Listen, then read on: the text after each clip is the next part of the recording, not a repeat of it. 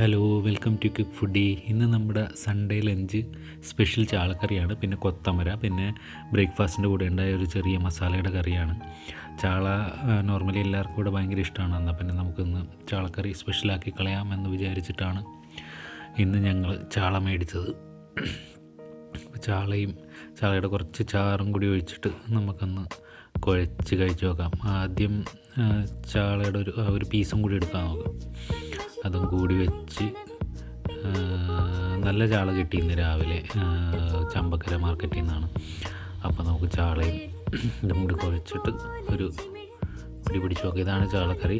നല്ല പുളിയിട്ട് വെച്ചതാണ്. മാങ്ങയുടെ സീസൺ അല്ലാത്തതുകൊണ്ട് മാങ്ങ ഉണ്ടായില്ല, അതുകൊണ്ട് പുളിയിട്ട് വെച്ച ചാളക്കറിയാണ്. നമുക്ക് കുറച്ച് കൊത്തമരയും കൂടി കൂട്ടി കുഴച്ച് കഴിച്ച് നോക്കാം.